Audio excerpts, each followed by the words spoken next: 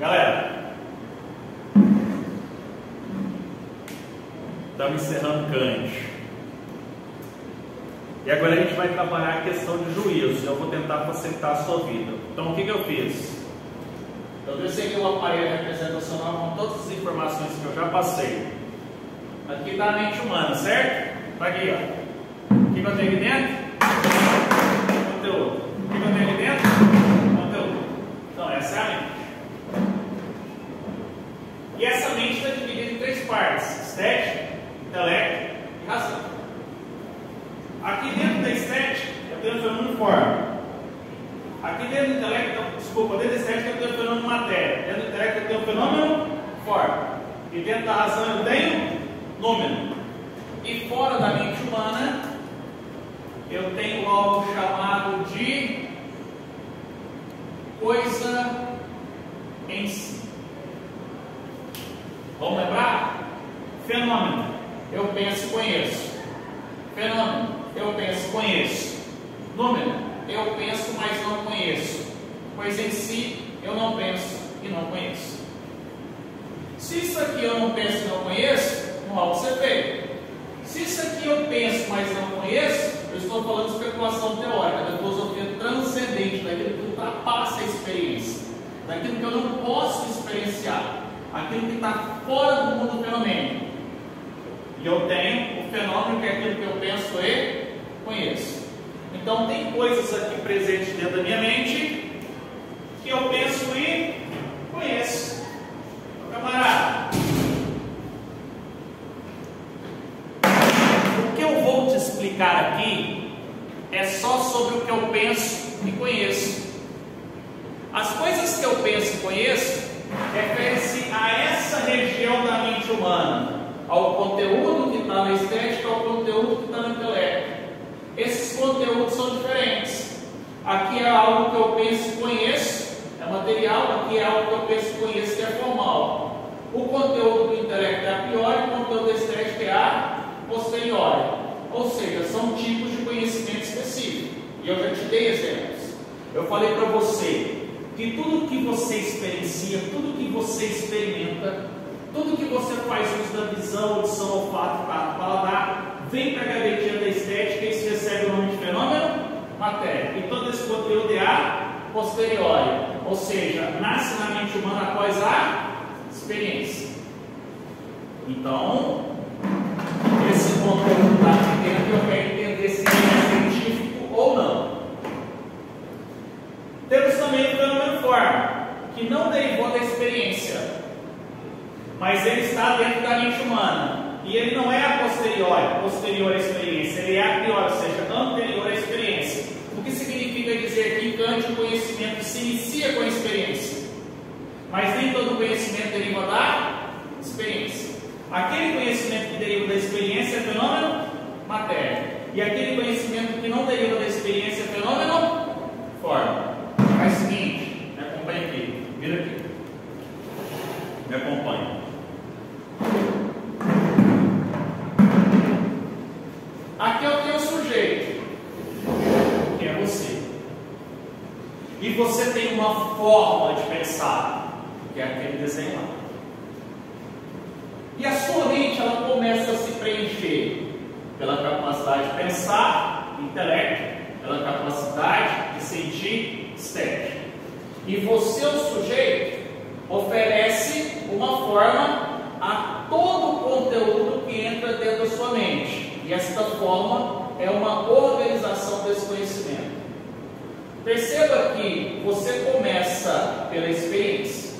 Então eu vou pegar a sua mente, que está aqui, vou pegar ela aqui e vou dar um zoom nela e ela vai virar isso daqui. Eu falei para você que em Kant o conhecimento ele se inicia com a experiência.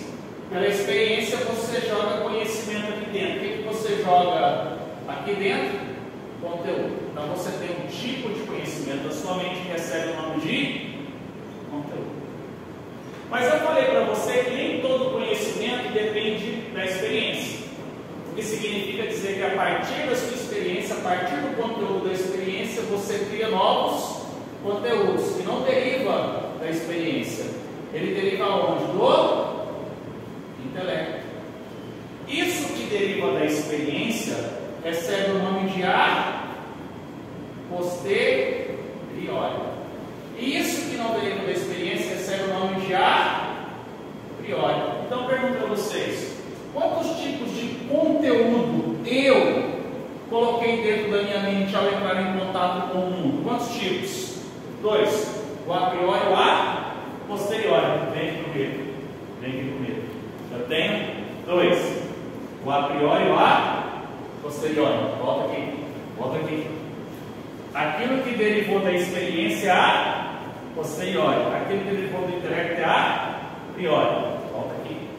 Se derivou da experiência, ele é a posteriori. Se derivou do intelecto, ele é a priori. Vem aqui. Vem aqui. Aqui não tem conteúdo? Aqui não tem conteúdo? Eu quero saber o nome do conteúdo que derivou da experiência. Eu quero saber o nome do conteúdo que derivou do intelecto. Vem? O conteúdo que derivou da experiência é fenômeno. E o conteúdo que derivou do intelecto é fenômeno. O fenômeno matéria está na estética. E o fenômeno forma está no. Beleza? Vocês conseguiram visualizar aquilo que eu quero? Ficou claro? Vocês conseguiram? Deu para perceber que tem coisas que eu conheço sentindo e tem coisas que eu conheço pensando. Mas o meu pensamento, em um primeiro momento, ele depende da experiência. Tá bom. Mas olha só.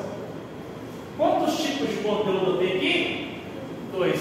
Muito obrigado. 2. Olha para mim. 2. E esse conteúdo, ou ele é a priori, ou ele é a posteriori. Então está aqui, ó. Juízo. A sua mãe fala para você quando vai sair à noite no fala. Que ela fala, tenha juízo. O que ela está dizendo para você é não fazer coisa errada, mas para não fazer coisa errada você tem que ter o discernimento entre o certo e o errado, não tem? Porque pressupõe-se que você já tem experiência de vida e sabe discernir uma coisa de outra, certo ou não? Beleza. Eu coloquei aqui para você o nome juízo, e agora eu vou facilitar a sua vida. Você sabe o que é juízo? Vem para cá. Você sabe o que é juízo? Olha para mim. Juízo. Ah, tem 2. Juízos. Refere-se ao conteúdo. Refere-se ao conteúdo presente dentro da minha mente. Então eu tenho o conteúdo que é a posteriori, eu tenho o conteúdo que é a. Vamos mudar? Eu tenho o juízo que é a priori, eu tenho o juízo que é a posteriori. Porque o juízo em Kant é o quê? Conteúdo que derivou da minha experiência do meu. Beleza. Vocês estão conseguindo entender? É passo a passo, porque assim fica mais fácil. Por que não essa minha preocupação existe? Porque os juízos kantianos, eles são os que têm maior incidência em vestibulares. Porque o juízo kantiano depende da compreensão de toda aquela mente para você responder a parte final, ou seja, é um final que pressupõe que você aprendeu o restante. Entenderam? Então tá. Perceba que tem aqui a priori e a posteriori. Tá bom.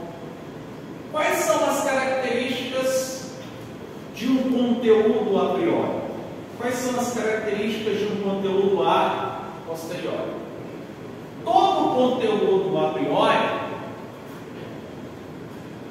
ele derivou do intelecto. Ele é universal, necessário e... Então, para Kant, tudo que é universal, necessário e verdadeiro é uma ciência. Vem cá.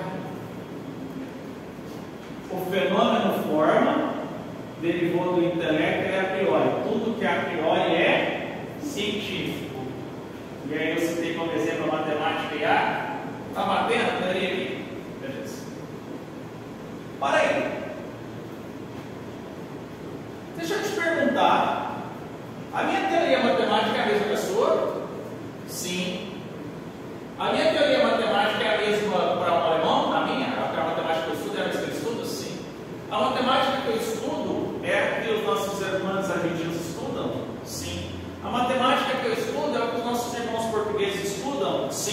Então a matemática é universal? É. E a física é a mesma?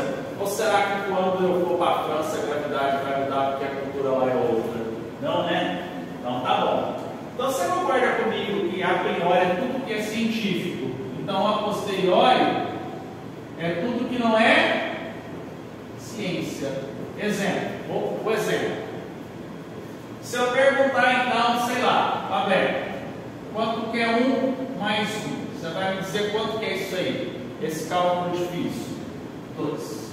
Mas se eu perguntar para você quanto que é 1 vezes 1, você vai me dizer que é quanto?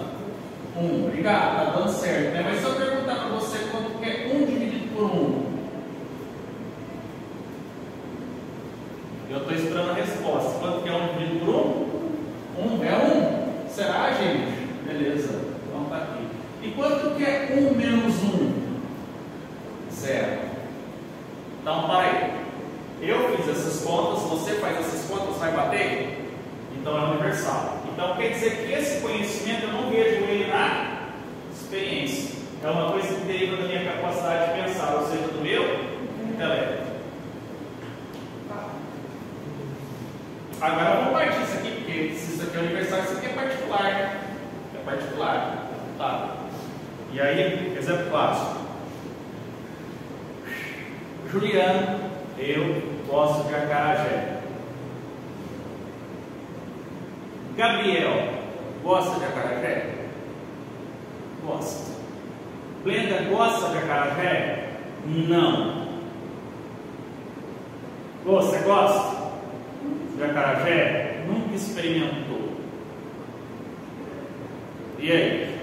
Você gosta de acarajé? Mais ou menos. Porque eu estou gravando, tem diferentes opiniões aqui.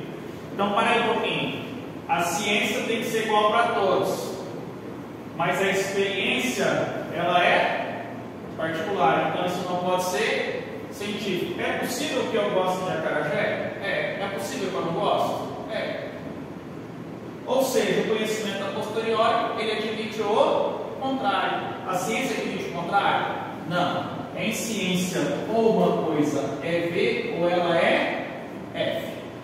Na não ciência, uma coisa pode ser V como pode ser F. Uma coisa pode ser F como pode ser V. Porque hoje eu gosto de acarajé, pode ser que amanhã ou não. Mas a pergunta é, toda acarajé que eu como eu acho gostoso?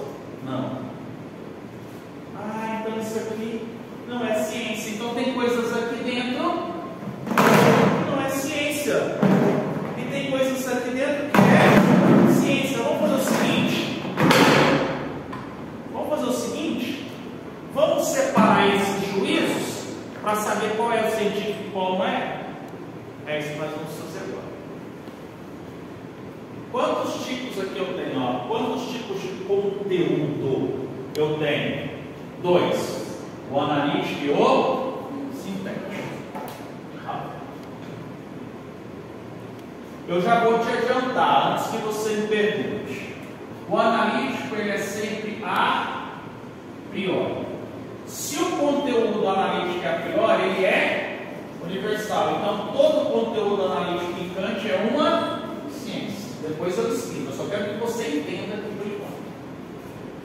O juízo sintético, ele pode ser a posteriori, como ele pode ser a priori. Ou seja, o conteúdo sintético ele pode ser tanto a posteriori, particular, como ele pode ser a priori, universal. Então nós podemos dizer que em Kant todo conteúdo analítico é ciência, mas o conteúdo sintético ele se divide entre experiência e ciência. Então qual que é o problema que a gente tem que resolver aqui? Nós sabemos que o conteúdo analítico sempre será a priori, então científico. A questão aqui é resolver o seguinte problema: saber quando o conteúdo sintético é a posteriori e quando ele é a priori. Tá bom. Eu vou dar os exemplos, aí depois eu explico. Só existe um tipo de ciência analítica em Kant: matemática. Então, tudo que não for matemática analítica é o quê? Sintético. O sintético a priori, só existem 2 exemplos. matemática e física. Então olha para mim. Tudo que for física, por isso que o exemplo aqui, ó, é matemática e física, não surgiu nada além disso. Então volta aqui de novo. Tudo que for física é juiz sintético a priori. Tudo que não for matemática e física é juiz sintético a posteriori. A questão é saber quando a matemática é analítica e quando a matemática é sintética. Aí eu preciso dar a seguinte informação para você. Juízo analítico a priori é como Kant chama a filosofia de René Descartes. Juízo sintético a posteriori é como Kant chama a teoria de David Hume. E juízo sintético a priori é como o Immanuel Kant define a sua filosofia. Beleza? Me acompanha aqui. Eu vou apagar isso aqui. Mas você percebeu que o sujeito é forma, o objeto é matéria, que oferece o conteúdo que joga lá dentro. Tá bom, vou apagar isso. Vou apagar. Vou colocar aqui dois conjuntos numéricos, ó. Conjunto 1, conjunto 2. Vou chamar esse conjunto aqui de A priori, que é universal. Vou chamar esse conjunto aqui de A posteriori, que é particular. Perceba que o a priori pode ser tanto juízo analítico quanto juízo sintético. Então, dentro do conjunto a priori, ou seja, dentro do conjunto de conhecimentos universais, eu tenho tanto juízo analítico quanto juízo sintético. E dentro do conjunto a posteriori, eu só tenho juízo sintético. Então está aqui, ó, só tenho juízo sintético. Beleza? Tranquilo? O que eu vou fazer agora? Eu vou trabalhar com exemplos. Vou trabalhar com exemplos. Olha para mim. Olha o exemplo. Qual é a definição de juízo analítico? Na sua prova, não vai aparecer juízo analítico a priori. Se o juízo analítico é sempre a priori, eu vou falar apenas juízo analítico. Você tem que pressupor que ele é a priori. E você tem que pressupor que eu estou falando da matemática. Olha a definição aqui, ó. Enunciado em que o predicado está contido no sujeito. Tá bom? Para facilitar um pouco a minha vida, eu vou puxar uma cadeira para sentar. Aqui, ó. Enunciado em que o predicado está contido no sujeito. Tá bom. Olha esse enunciado aqui. O quadrado tem 4 lados. Isso é um enunciado? É ou não? É uma proposição. Porque pode ser colocado verdadeiro ou falso. Isso é verdadeiro ou falso? Verdadeiro. Perceba que eu falei, ó, enunciado em que o predicado está contido no sujeito. Eu estou falando para você que o predicado, 4 lados, está contido no sujeito quadrado. Se o predicado está contido no sujeito, eu estou dizendo que o quadrado, para ser quadrado, obrigatoriamente ele tem que ter o quê? 4 lados. Então existe uma identidade do quadrado e 4 lados. Então uma das características do juízo analítico, eu vou escrever aqui, chama-se identidade. Aí você pode se perguntar, identidade do quê? Identidade entre sujeito e objeto. Identidade entre sujeito e predicado. Se eu disser para você que o quadrado tem 4 lados, você aprende muito ou pouca coisa? Quase nada. É por isso que em breve, quando seu filho ou sua filha já estiver com 2 aninhos, você vai comprar uns brinquedinhos que tem formas geométricas, para que essa criança possa aprender a encaixar. Imagine, é um conhecimento próprio, inclusive da infância. Então a função aqui é esclarecer. Esclarecer o quê? O conhecimento. Eu disse esclarecer o conhecimento. Então, juízo analítico, enunciado em que o predicado está contido no sujeito. sujeito. Qual que é a característica dele? Existe uma identidade entre o sujeito e o predicado, e a função dele não é ampliar o conhecimento, mas elucidar o conhecimento. Quando eu digo para você que o quadrado tem 4 lados, o que eu acrescento de novo para você? Nada. Mas existe um curso superior de matemática, né? Para ampliar o seu conhecimento. Então, o curso superior de matemática não seria um curso analítico, seria um curso sintético. Esse é o primeiro momento de formação. Lembra quando você foi fazer aquela prova no jardim da infância, que a professora colocou um monte de figura geométrica e pediu para você o nome? Você saiu chateado dizendo que a prova estava difícil. Tá bom. E enunciado em que o predicado está contido no sujeito. Esse é o S, esse é o P. Caímos então nas proposições aristotélicas. Enunciado em que o predicado P está contido em S. Se P está contido em S, o S contém P. Certo ou não? Certo ou não? Então está aqui, ó. P está contido em S. Olha o conjunto do S aqui, olha o que tem lá dentro. P. Beleza? Você está em pala já. Então tá. Sigamos então. Juiz sintético. Primeiro eu vou explicar o juiz sintético a posteriori. Mas a definição de juiz sintético é a definição contrária de analítico. Então olha só. Aqui existe uma identidade entre sujeito e predicado. Tanto que eu disse, enunciado em que o predicado está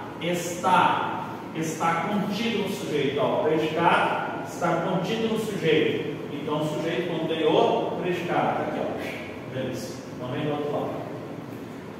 Enunciado em que o predicado não está contido no sujeito. Se ele não está contido no sujeito, não existe identidade entre sujeito e predicado. O que existe entre sujeito e predicado são coisas diferentes. Então, por exemplo, está aqui, ó. Vou te dar exemplo primeiro de juiz sintético a posteriori. Maria é bonita. Luzes, por favor. Luzes. Maria é bonita. João gosta de Camila. Juliana é professor. Tá bom. Isso aqui é um enunciado científico? É ou não? É ou não? É, porque pode ser colocado verdadeiro ou falso. Então vamos lá. Maria é bonita. É verdadeiro ou falso? Maria é bonita. É verdadeiro ou falso? Depende do quê? Tá.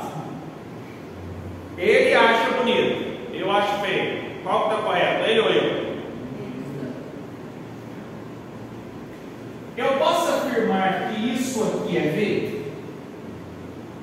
O quadrado tem 4 lados. Eu posso afirmar que isso é verdadeiro? Falso. Eu posso afirmar que isso é verdadeiro? Não. Eu posso afirmar que isso é falso? Não. Eu posso afirmar que isso é verdadeiro ou falso? Porque é particular e possível. João gosta de Camila. Eu posso afirmar que isso é V? Não. Eu posso afirmar que isso é F? Não. Mas eu posso afirmar que é V ou F. Juliana é professora. Essa você não pode errar. Isso é um enunciado? É. Verdadeiro ou falso? Quem te falou que sou eu? Você sabe que ou é verdadeiro ou é falso. Então, conteúdo, juízo sintético a posteriori, ele é particular, possível e é uma mera opinião. Mas a experiência, eu pergunto para você, a experiência aumenta o nosso conteúdo? Aumenta ou não? Então a função dele é ampliar. E como que o juízo sintético amplia? Nos dando o novo. Essa é a ideia. Mas ele amplia e dá algo novo de maneira particular. Fechou? Agora, para encerrar, eu vou trabalhar o juízo sintético a priori. Eu vou colocar o juízo sintético a priori aqui. Eu vou pagar aqui e daqui a pouquinho a gente volta. Vou dar uma pausa aí para nós. Bem, então continuando para finalizar essa parte, a gente falou do juízo sintético a priori. Eu coloquei aqui para você. A função é ampliar e oferece algo novo. Por quê? Porque não existe identidade do sujeito predicado. Se Se não existe, Juliana é uma coisa, professor é outra. João é uma coisa, Camila é outra. Maria é uma coisa, Bonita é outra. São conjuntos diferentes. E eu coloquei ampliar de modo particular e novo aqui com base na experiência. Por quê? Porque o juízo sintético a priori, ele também tem por função ampliar. Então está aqui, ó, ampliar.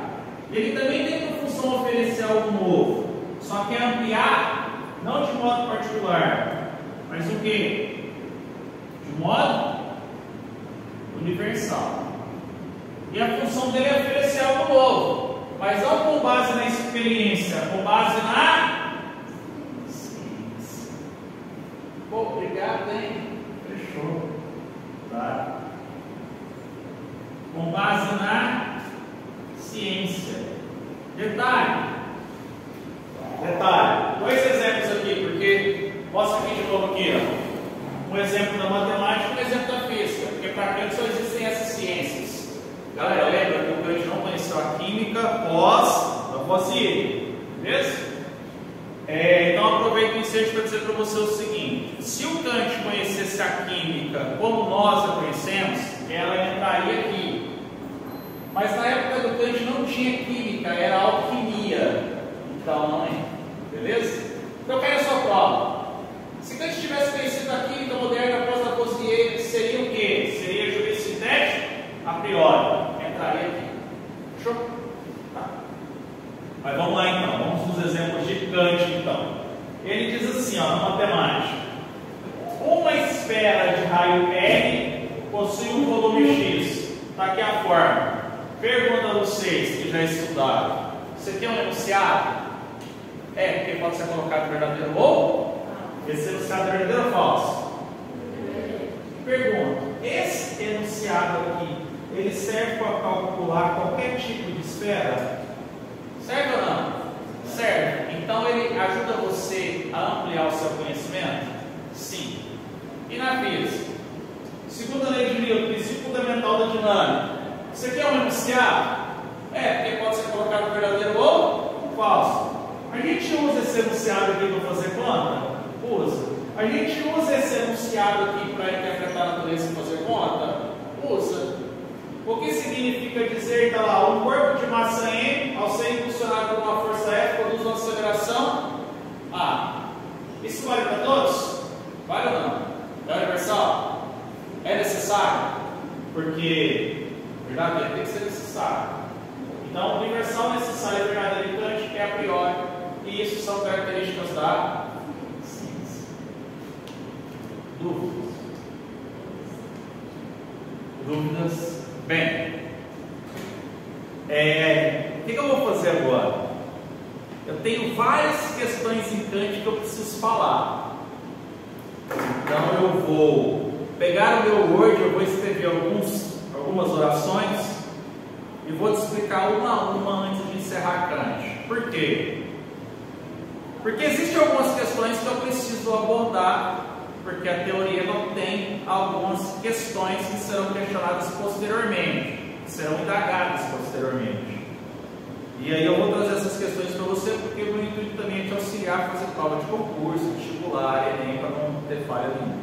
Beleza? E após isso, naturalmente, a gente vai fazer uma série de exercícios. E aí fica tudo muito mais fácil. Mas, espero ter ajudado vocês. Confesso que eu não queria ter trabalhado tanto. Eu expliquei para vocês que o negócio era complicado, mas vocês ficaram assim, Kant. O que eu fiz? Cheguei em casa, fiz oração, não adiantou, os pecados estão muito pesados, e agora eu estou encerrando Kant para vocês, e fico feliz de saber que vocês me permitiram esse momento aqui, que outros também possam aprender. Beleza? Valeu, galera, obrigado.